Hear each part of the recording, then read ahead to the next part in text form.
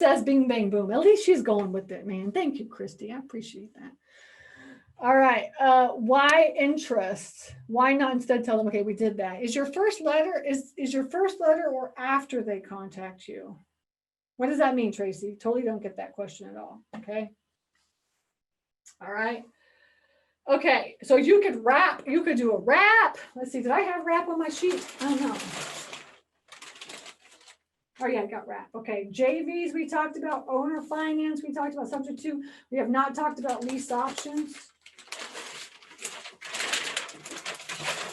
I love me a lease option or a sandwich lease option, right? Lease option, sandwich lease option. Okay. And this is where you're going to have two separate contracts. Two separate contracts. One of them is a lease. And one of them is an option. Oh, I forgot to put option on the list. We got to talk about option. So option is just like a contract that gives you the right to, gives you first right of refusal. First right of refusal, right? So this is not a purchase and sell agreement. This is an option, okay? So let's just say you find a property and you're like, you know, and they want like a price, like an X amount of price. You know, that you're just like, no, I don't want to buy this property. Like, it's just too much for me, but maybe somebody else might want it, right? So you can put an option on it. You can put an option, you could use that as your marketing agreement to sell property, right? To not sell them, but market the property. All right. So, you know, you can put a purchase and sell agreement down too, but you can also put an option. Now find out in your state, honestly, the rules and regulations for options, because in some states it's a little bit tricky. All right. But you see a lot of options, especially for land, right? So I've put options on land where I'm like, I'm not going to buy that property, but I will definitely just option it. And then I'll go out and try to find a buyer for it. And the option essentially means like, I may or may not buy this, but I'm going to get out there and start looking. And then also, and I'm going to start doing my due diligence. And then also it gives the seller like reason to be able to back out as well too. If he finds somebody or she finds somebody to come in and buy that property, they could be like, all right, option is, they come to you and they say, look, I found a buyer. And you're going to say, okay, well, then y'all just do it or whatever. That's kind of what an option is. Okay, so now that's why you use an option and a lease option, right? Because essentially it's like, I want to buy this house in 3 years, but I may not buy it in 3 years, right? So that's kind of how it is, right? So you want to do, I guess I say right a lot. I noticed this, like I was watching, like I was with one of my like marketing guys and they were like, you say right all the time. I'm like, oh my God, I do. Okay. The lease is a separate contract.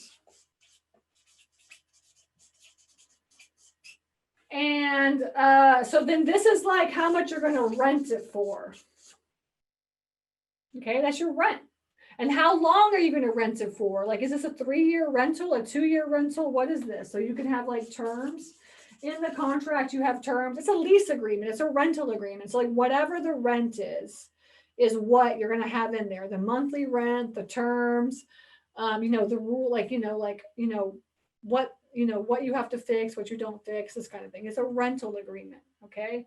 And a lease option is like, when it's a renter, essentially the owner is still responsible for the entire house. So the deed is not transferred. Like an owner financing, the deed is transferred. Okay. The deed is transferred. Option.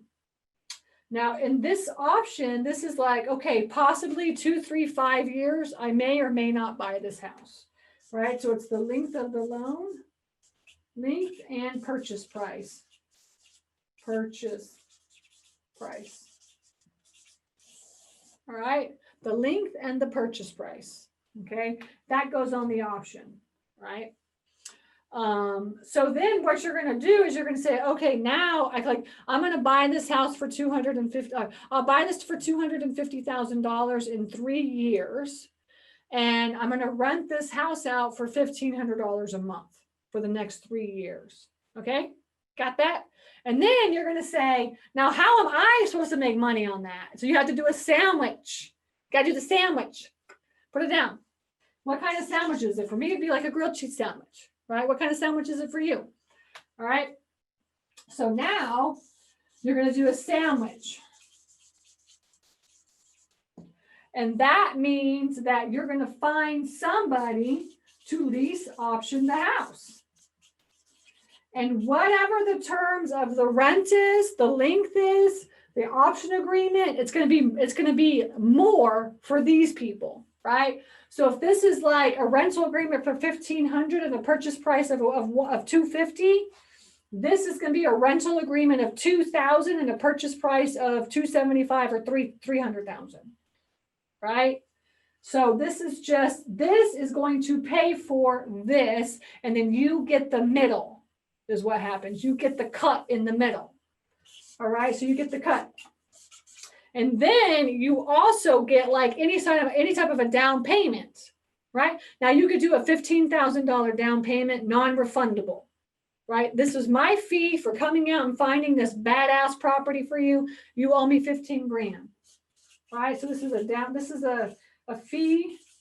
You would have to say non-refundable fee, right? For like down payment.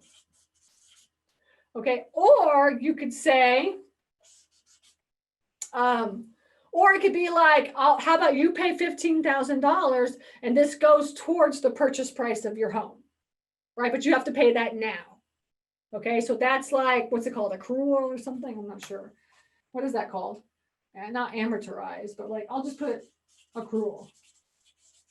But anyways, it goes towards your purchase price. Okay. So that is how a sandwich lease works. So you're going to make money on the rent. You're going to make money on the down payment. And you're going to make money on the back end when they sell the house. Now, people that want to do lease options, right? You could call this rent to own. Rent to own is basically what this is. It's rent to own. People that want to do rent to own, they rent to own because they have no money. They have bad credit. Right? Most of the time, this is why they can't go to a bank and get a loan because their credit is horrible and they have no money for a down payment. All right. So, or sometimes they have the money, it's just that their credit is horrible. Right. You know, so you want to find out what their situation is, and then you want to solve that problem. So you're going to have them do credit repair, and they're going to have to let you know on a monthly basis that they're fixing their credit. You're going to ask them, how's it going? How's your credit repair? Are you saving money for your purchase price? Because when you buy this house, you're going to have to put 20% down. Are you saving for that? And you could even set up like an escrow if you want to say, look, how about we put $1,000 away for the next like 2 years, and then you have $24,000 a month and $24,000 that you can use for the purchase price of your home or something. You can set all that up. So essentially your job as a sandwich lease artist is to make sure that the buyers buy the house on the back end, because you don't want to get to the terms like 3 years later and it's like time to close on the deal, and like the buyers are like, nah, my credit's too bad, I just can't do it. Because then you're like, okay, now I got to sell this house. I'm like, you're trying to figure it all out, you're running around trying to find a buyer that can just buy the house, right? Which is also doable, right? Because it happens. But essentially your job as the sandwich lease artist is to solve the problem that they're having for why they have to rent to own a property. Okay. That is what rent to own is. That's what sandwich lease is. Any questions on that? I'm going to put this down so I don't forget. I like to call it rent to own, which is kind of the same thing. Okay. Wilson, option fee, down payment implies equitable interest. Equitable interest means you have to foreclose as opposed to eviction then if need be. Option fee, down payment, no. So you just have to make that clear, right? So I would call it like a non-refundable option fee is what I would say. You're right. Down payment is more like, yeah, this is a down payment for me to buy my home. You're right. So you want to make sure when you're doing lease options, it's very clear that this is a fee. My fee is $5,000. This has nothing to do with you purchasing the property, or this is not going to go towards the property or whatever, right? But you can also make that very clear in your purchase to sell agreement when you put it under contract. Say this is an option fee.